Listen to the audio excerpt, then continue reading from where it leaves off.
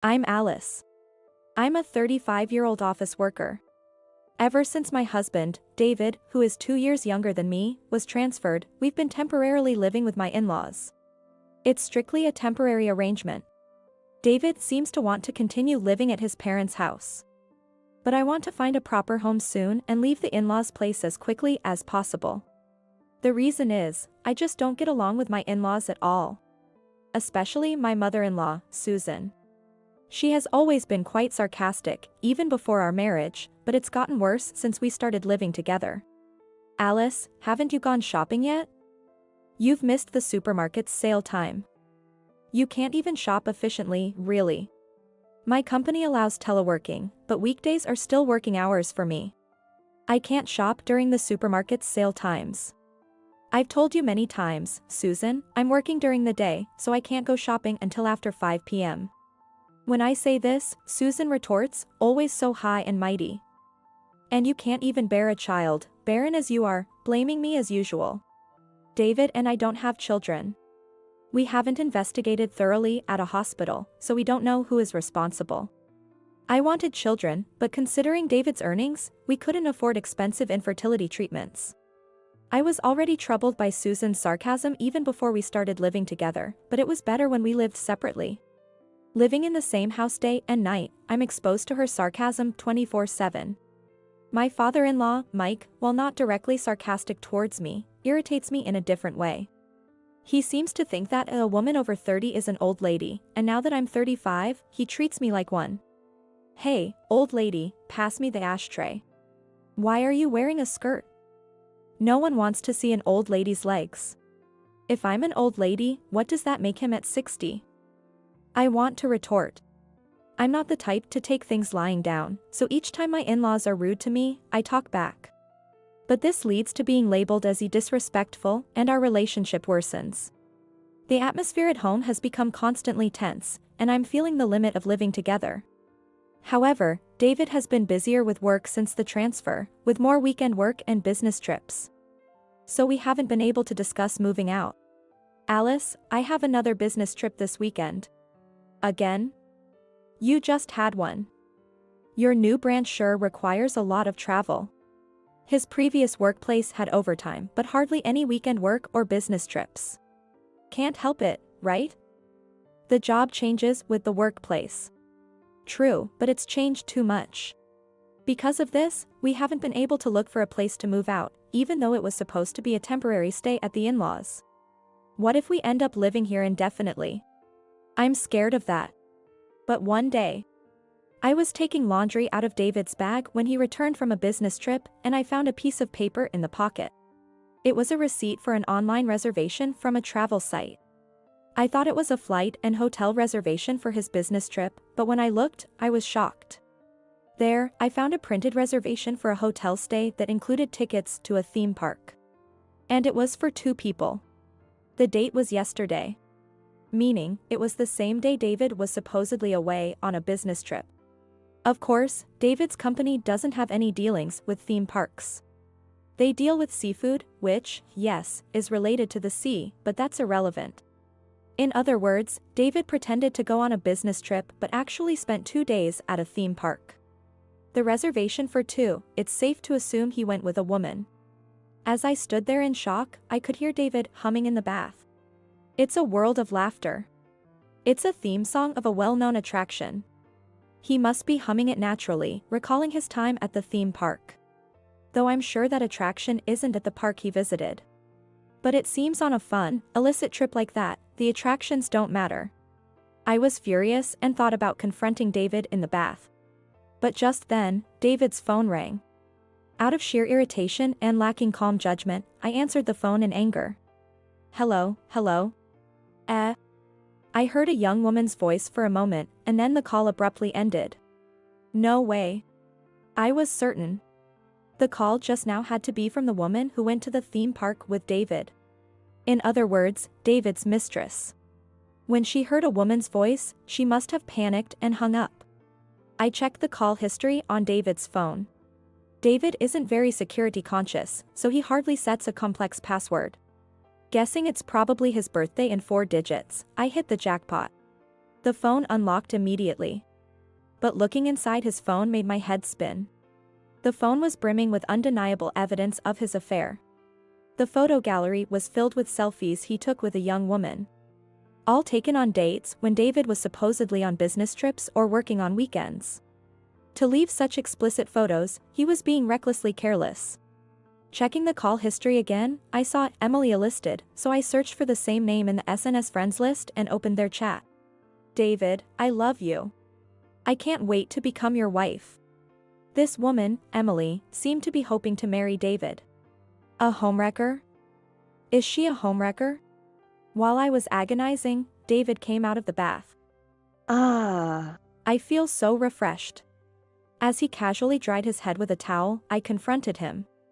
Refreshed? What part of you is refreshed? It seems you've been quite refreshed in various ways, haven't you? Who's Emily? Oh.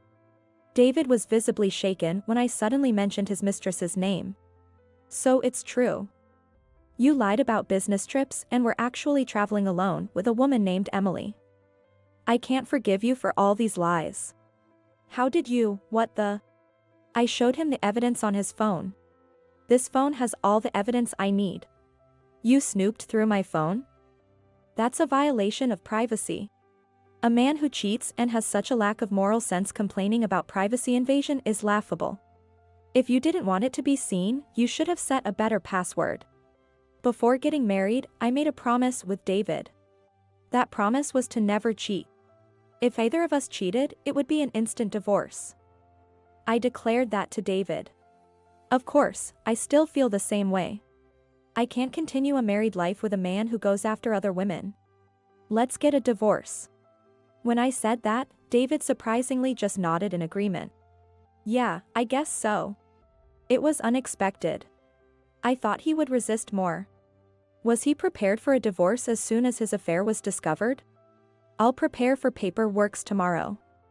You explain things to your parents. All right. David's agreement was unexpectedly easy. But once I've made a declaration, I can't and won't take it back. So this is goodbye to married life. I felt a tinge of sadness. The next day, I went out early in the morning to prepare the divorce papers and to run some errands. When I returned home, it was already late at night. There, my husband and in-laws were waiting for me. You finally came back. I was wondering where you've been wandering off to. Susan started with her sarcasm as soon as she saw me. Since David is here, they must already know about his affair and the divorce. Shouldn't they apologize or say something before making sarcastic remarks? But instead of apologizing, Susan said something unbelievable. Well, it's good. I'm glad you're finally leaving. I didn't want to see your face anymore, so it was good you weren't here until night. What do you mean by that? I asked, as Susan grinned smugly. Just what I said. I've been sick of seeing your face. Even though David finally came back to us, you were in the way. I tried to drive you out with my nagging, but you, with no charm, just talked back. So, I had to use my last resort. Last resort? Susan smiled cunningly. You know the name of David's girlfriend, right? Yes. Emily, I believe. Why would Susan confirm the name of David's mistress? Haha. Well, I have a friend at my social club, Catherine, and her daughter is a very polite and charming young lady, 25 years old. 10 years younger than you. Young enough to have plenty of children. Then Susan revealed something shocking. So I introduced David to Catherine's daughter. What? I was astounded. I couldn't believe Susan would say such a thing to me. You mean to tell me, Susan, that you orchestrated David's affair? Oh, don't make it sound so bad. I just made an introduction. I was appalled by Susan's brazen admission. A mother leading her son to cheat. And proudly telling this to her son's wife. How terrifying a mother is she. Well, it had to be done. David is an only child, and we need an heir. If you had just born a child, I might have accepted you. But you just worked. Never having a baby. Mike was nodding in agreement beside her. So, Susan's actions were with Mike's knowledge. Do you understand? A 35-year-old woman who can't bear children is no longer needed. Now that you understand, leave quickly. Susan pointed her finger at me triumphantly. After a moment of silence, I said, I see. I understand your thoughts very well. As you wish, I'll leave. I'll take all my belongings with me. Yes, as you please. You don't have much anyway. Shall I send them for you? Susan said, smirking, though she knew nothing. But the real person to laugh was me. No, it's fine, don't worry. I've already arranged everything. Huh? Susan looked surprised that I wasn't crying or losing my composure. Besides, Susan, I already knew that you were aiding David in his affair. Eh? I sneered at Susan. What do you think I was doing all day today? If it were just preparing for paperwork for divorce, it wouldn't have taken this long. I spent the entire day arranging the move and meeting with Emily. What? Wait, you met with Emily? David asked in a panic. What's it to you? Did you think I wouldn't have a word with her after being cheated on right under my nose? When I checked your phone yesterday, I made sure to take down her number. I spoke with a sense of resolve. Poor Emily, though. When I called her saying, I'm David's wife and I'd like to meet, she was so shocked. Apparently. You lied to her about being single. I told her everything. David, Susan, and Mike were stunned. They never imagined I would do all this in just one day. Emily was so upset when she realized she was the other woman without knowing it. Catherine was furious too, with you too. She even talked about suing you two for marriage fraud. I felt so sorry for her that I promised to help her in any way I could. What? David was trembling. Susan was equally shocked.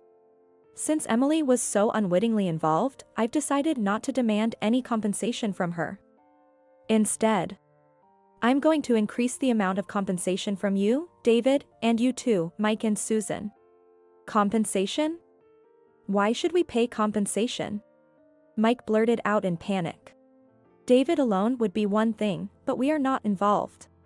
It seems they expected their son to pay compensation for his affair, but they never dreamed they would be asked to pay as well. Thinking they could benefit without any consequences? There's no such convenient story. Of course, you are. The mental anguish from your harassment as in-laws is reason enough for compensation, don't you think? I smiled dismissively, and Mike fell silent, grumbling. And have you forgotten my profession? I work at a law firm. I'll consult with Michael, the head attorney, and see how much compensation we can extract. Of course, I had already contacted Michael at the law firm where I work earlier today. What? Then, the sound of a car stopping at the front gate was heard. Ah, they're here. Hey, there, moving service. I smiled broadly and headed to the entrance. Thank you for coming so late, sorry for the sudden request. No problem, we had a slot open for the night service. It worked out well for me too since I finished my errands late. Please start the work and be careful with the fragile items. As I invited them in, several movers entered the house, starting to pack up my belongings. Wait a minute. Following my instructions, the movers efficiently packed my belongings. Not just my clothes, books, and computer, but also the appliances from the living room and kitchen. Hey, you guys, don't take that. That's ours. Nope, these are all mine. I brought them into this house when I moved in with David. When David and I initially moved in, the in-laws' house only had old appliances. As someone who loves gadgets, I couldn't bear it and brought my own appliances from my previous apartment. Now, Susan had grown accustomed to them, mistakenly thinking they were theirs. The robot vacuum, cordless cleaner. The fancy oven that could do various types of cooking. The IH cooking heater, the negative ion hairdryer, and the espresso machine. You're planning to take everything away. How greedy. Susan lunged at me, but David stopped her. Mom, it can't be helped. But all those things belong to Alice. It seemed David had resigned himself. However, Susan wasn't ready to give up yet. You can't go back once you've experienced the efficiency of modern appliances. If you're dissatisfied, you can always buy new ones, right? Although, after paying the compensation, I doubt you'll have the money for luxury appliances. While this was happening, the movers kept carrying out my directed belongings to the truck, and then they got into the truck. Please take these to the address of my new place. I'll be right there. I watched as the moving truck drove off, then got into my car. Of course, this car was also mine. Where is that truck going? David asked. Where? To my apartment, of course. The one I lived in before you were transferred. The apartment I bought when I was single was put up for sale with a real estate agent when David got transferred. However, because the asking price was too high, it never sold, and I still hadn't let it go. The agent kept suggesting to lower the price, but I'm glad I didn't. Who would have thought it would come to this? I fastened my seatbelt and chuckled. But maybe deep down, I anticipated this. David looked confused. Because I set the selling price higher than the market value to ensure it wouldn't sell. So that I could always return to the apartment. David collapsed to his knees when he heard my words. You heartless woman. I was pushed over by Susan, who charged at me while yelling, taken off guard by my victory. As I groaned in pain, Susan tried to throw a cutting board at me for further attack. Suddenly, a black figure collided with her. And with a cry of, ugh, she fell to the ground. Thank you, Midnight. I held onto the stray cat, Midnight, as I quickly got into the moving truck and sped away from Susan. I don't know why Midnight was there, but given his strong sense of justice, he must have come to rescue me. I'll give him some treats later. Afterward, David and I divorced. My law firm filed for compensation from David and his parents. Michael, the head attorney, took the case for almost no fee, using it as practice for the young associates. Even with a young lawyer in charge, I felt secure with Michael's support. Michael himself took on Emily's lawsuit. Given the severity, he's pursuing both criminal and civil charges. It's been a while since he's dealt with a criminal case, so he's eager. After paying the compensation to Emily and me, David's parents will probably have to sell their house, and that still might not be enough. The thought of those three facing a life of debt and poverty almost makes me smirk. Now single, my life without dishonest David and his parents feels like heaven in comparison. For a while, I'll enjoy a carefree single life in my apartment with Midnight, the stray cat I brought with me. I've been putting up with this because of you, wanting kids but never having them. You're defective. The hurtful words hurled at me by my husband of 20 years felt like a stab in the heart. I realized then that I couldn't go on with this man. He's already lost in thoughts of a new marriage. I believe God has been watching over us, witnessing these devilish acts. That's why something like that happened to him. My name is Rachel, and I'm 45 years old. I work as an administrative assistant in a law firm. It's almost been 20 years since we got married. We've lived a modest life together, just the two of us. We both really wanted children. But it never happened. The problem was more on my side, and I spent years going to treatments while working, draining both my physical and financial resources. Yet without success. When I turned 40, I decided to give up. My husband wanted children until the end and urged me to continue the treatments, but I had reached my limit. Enduring pain, watching our savings dwindle. I was scared of that situation. After all, they say you need $200,000 saved for retirement. Spending more money seemed like a waste. I propose we stop the treatments and live our lives, just the two of us. Let's save up and maybe go on some luxurious trips instead of having children. I suggested this, and my husband, though hesitant, agreed. So, we decided to enjoy our life together. Yet, every time I saw children's photos on TV shows or Christmas cards, I felt a complex mix of emotions. Even 5 years after stopping the treatments, I still carry guilt and regret for not being able to have children. Then, one day, I decided to attend a class reunion, the first in about 10 years. My husband suggested I should take it easy and stay overnight nearby. It felt like a mini vacation. Come to think of it, since getting married, I rarely went out alone. I was always preoccupied with fertility treatments. It's okay to indulge once in a while. At the reunion, I enjoyed catching up with old friends. Rachel, long time no see. How are you? You look like you've lost some weight. Indeed, I had lost about 22 pounds in the last decade. I'm envious. Ever since I got married and had kids, I've gained about 33 pounds. Even these harmless conversations slightly stung my heart. Rachel, do you have any children? No, we couldn't have any. It's just me and my husband. Oh, I'm sorry if that was a weird question.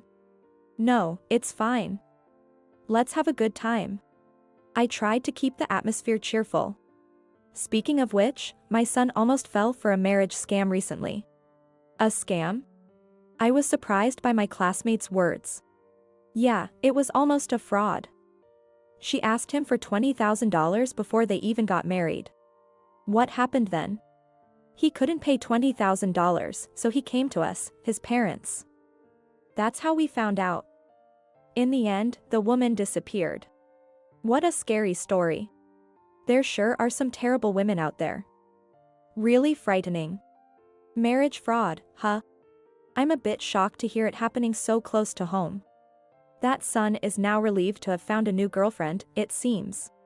The reunion went smoothly and eventually came to an end. I didn't go to the after party, instead returning to my hotel and enjoying a drink alone. Oh, I forgot to contact my husband. It's still only 10 p.m, he should be awake. I called home. But no matter how much I rang, my husband didn't answer. Maybe he's already asleep. Well, I'll be home tomorrow anyway, so it's no big deal. However, I had a nagging feeling. A woman's intuition, perhaps? I just had a bad premonition. Since then, my husband started coming home extremely late on weekdays. And he began to come home drunk almost every night. Hey, I'm home. Honey. You're drinking so much and coming home like this. Are you okay? My husband, in a drunken state, sprawled out in the living room as soon as he took off his shoes, yelling, "Shut up. It's the man of the house returning. Show some respect." Where in that sloppy state am I supposed to find respect? While picking up his discarded socks and shirt, I mused internally. Samantha was so cute. If only you were younger like Samantha. My husband muttered such things. Who is Samantha? What does he mean by "if only you were younger"? I wanted to confront him, but he was already fast asleep. Could he be cheating on me? The unease I felt that day was turning into a strong suspicion. No, my husband is a principled man. He couldn't possibly do such a thing. It must be just drunk talk. I kept reassuring myself. But even on weekends, he would leave early in the morning and come back late at night. I'm heading out for a bit. Take care. And, as usual, he returned drunk. When this became a weekly occurrence, even I had to speak up. You've been drinking almost every day recently. Are you sure about the money? Shut up. It's my money. I can do what I want with it. It's from my savings before we got married. But we need to save for our retirement, or we'll be in trouble later. You save up then. I used a lot for the treatments. That's because you were defective. Even if he was drunk, such words were hurtful.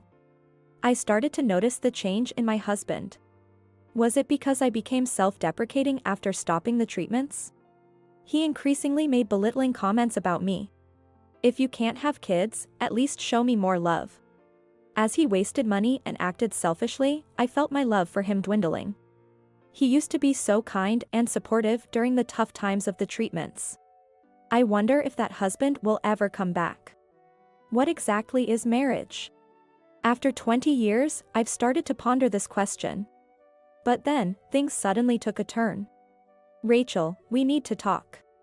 When I got back from work, my husband was sitting on the living room sofa with a serious look on his face. What's going on? You're being so formal. I want a divorce. What? Are you joking? Why are you saying this all of a sudden? I never dreamed that my husband was considering divorce. I knew we needed to rethink our relationship, but I never thought about divorce. Could he have been considering it before me? Why divorce all of a sudden? I demanded an explanation. We've been married for 20 years, right? Let's discuss things properly. But he looked at me with contempt. You really are clueless. He sighed heavily and glared at me. What do you mean? For these 20 years, I've always wanted kids. Because of a defective person like you, I was robbed of the chance to become a parent. Have you ever considered how I felt? He said arrogantly, tapping the table. But we decided to stop the treatments together. I was never okay with it. I've always wanted children. Why didn't he talk to me about it? I felt so sad and frustrated that I was on the verge of tears. Look, just fill in the divorce papers quietly, and I won't say anything more. He pushed the divorce papers across the table to me. I've already decided to remarry. Remarry? Yes, with a 20-year-old girlfriend. Girlfriend? What do you mean? Have you been cheating?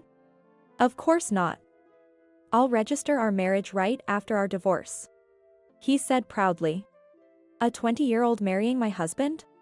Unbelievable. Samantha is kind, cute, and the ideal wife, unlike you.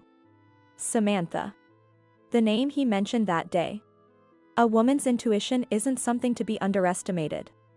I was a little impressed with myself. But this was no time for self-congratulation. And then, he showed me a photo of the cute Samantha. I almost burst out laughing when I saw it. Seriously? I couldn't believe this was happening. What's wrong? He noticed something was off with me. But I quickly regained my composure. I felt it was too early to reveal what I knew, so I put on a solemn face. So, you really wanted children that much, huh? Yes, I did. Since you couldn't have any, it couldn't be helped, right? You'll agree to the divorce, won't you? I guess it can't be helped. I exaggerated a sad expression. I was indeed sad when he first mentioned divorce. But his utter foolishness made me think that divorcing him might actually be the right decision. Yes, it's better to part ways with such a person sooner. Feeling like even God was suggesting this, I filled in the divorce papers and left him. He'll probably regret it soon enough. Well, I'll just watch from a distance for a while. About a year after the divorce. Rachel, please, help me. On my way home from work, a shabby man approached me. Excuse me, who are you? I genuinely didn't recognize him and was confused. It's me. Rachel, I need your help. It was my ex-husband. Technically a stranger now, since we're no longer married. It's been a while. I couldn't hide my surprise at his changed appearance. He was gaunt and dressed in filthy clothes. Please, introduce me to one of your firm's lawyers. I can't just do that all of a sudden. It turned out he was in financial trouble, with no money left. I guessed as much from his appearance, but I didn't expect him to become a completely different person in just a year. The initial consultation is free. Free? But hiring a lawyer will cost you. I don't have that kind of money. Please, help me. What happened? Reluctantly, I agreed to hear his story over coffee at a nearby cafe. Actually, before he could start, I spoke up. Did Samantha run away from you? How did you know that? Just as I thought. When he showed me Samantha's photo, I immediately recognized her. At the class reunion, a classmate's son had been deceived by a woman who looked just like her. At the reunion, my classmate was saying, I can't forgive this woman, and was showing her picture to everyone, warning them about her. I remembered her name being something like Amy, and she was supposedly 22. Well, those details were probably fake. It makes sense. Scammers don't use their real names. You knew about Samantha? Well, I knew something. So, what happened? He told me the whole story. He met Samantha at a club about a year ago. Desperate for children, he kept talking about it. Samantha then offered, I can have your child. They gradually grew closer. My ex-husband frequented the club almost every weekday and went on dates outside the club on weekends, eventually heading back to the club. During this lifestyle, he managed to spend $7,000 from his savings he had accumulated before we got married. She was always nice, you know. On our dates outside, she never asked for expensive things. She was happy as long as I was drinking at the club with her. She was different from those malicious hostesses you hear about. She didn't need branded goods or jewelry, just wanted me to drink at the club. She seemed like a hardworking, sincere girl. Since we agreed not to touch each other's savings from before our marriage, I had no idea about this. Well, it was his money, and he was free to spend it, but I never thought he would use up such a large amount. Then Samantha revealed her true colors. I want to get married, but I have some debt. I need to pay it off. It's about $20,000. And my ex-husband agreed to pay off her debt and transferred the money to her. They started living together immediately after our divorce, but Samantha worked nights. She seldom came home, I was told. Then she quit her job and disappeared. Of course, she took all the money with her. How foolish can he be? I felt embarrassed that I had been married to such a person for 20 years. Do you have a loan agreement? A loan agreement? When I asked, he just looked puzzled. You lent her money, right? Didn't you make a contract? We were going to be married, so no, we didn't make one. Then it's like you gave her the money, isn't it? Is it? In this case, it's considered that you gave Samantha $20,000 out of goodwill. She must be quite skilled at manipulation. With gifts, if the annual amount exceeds $10,000, gift tax applies. In some cases, received gifts can be taxed, so Samantha cleverly took only $20,000 in cash and disappeared. Moreover, she split the amount over 2 occasions within a year, crossing into a new year. This way, she didn't exceed the annual gift limit of $10,000 and avoided paying taxes. My ex-husband thought she was a good girl because she never demanded gifts, but it was because she knew the law well. What should I do now? Well, you could consult a lawyer. But it will cost you. He looked completely dejected. I've used up my savings, and the woman I loved ran away. I can't even tell my colleagues at work that the marriage is off. Especially after bragging about getting a young wife. That's what he gets for his actions. I thought, but didn't say anything, seeing how pitiful he looked. Rachel, I was wrong. Please come back to me. I realize now that you were the only one who cared about me. I don't need kids anymore. I'll let you do as you like. You must have been lonely too, right? Does he still think I have feelings for him? For me, it ended 6 months ago. So, I confronted him with reality. What are you talking about after a whole year? Isn't this a bit too convenient for you? But, Rachel, are you going to abandon me? Weren't you the one who pushed for a divorce? Rachel, you're the only one I can rely on. He looked exhausted. I decided to show a bit of compassion. All right. Shall I call a lawyer I know? Rachel, thank you.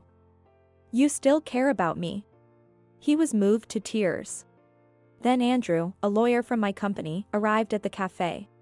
Andrew, over here. Rachel, who is this? He's an acquaintance who seems to be in trouble. Is that so? Nice to meet you, I'm Andrew. My ex-husband looked puzzled at our seemingly close relationship. We've been dating for the past 6 months. So, what was the consultation about again? As I said that, my ex-husband seemed to be in a daze. No, I think that's enough for today. Suddenly coming to his senses, he quickly left as if he was escaping. Eventually, my ex-husband couldn't afford a lawyer and had to accept his loss. At his company, rumors spread that he was dumped by his fiancée and even his ex-wife wouldn't help him. It's a small world indeed. I never imagined someone from my ex-husband's company would be at that cafe, listening to our entire conversation from start to finish. I heard through the grapevine that, fearing a lonely old age, he's now desperately trying to find a new partner. What was that all about? Andrew asked me later, and I explained everything to him. I'm sorry for the trouble. Actually, that's quite a story. You've had a tough time, Rachel. The story about me dating Andrew was a complete fabrication. I asked him to play along as a favor. I'm really sorry for all the trouble. It's okay, I'm glad I could help. By the way, do you have plans after this? Would you like to have dinner together? I never expected such a turn of events and was flustered. A fresh start in my mid-40s. Not a bad beginning at all. Yes, I'd love to. I was filled with a sense of anticipation, believing that a fun and exciting future lay ahead. This unwavering feeling made me look forward to what's coming next.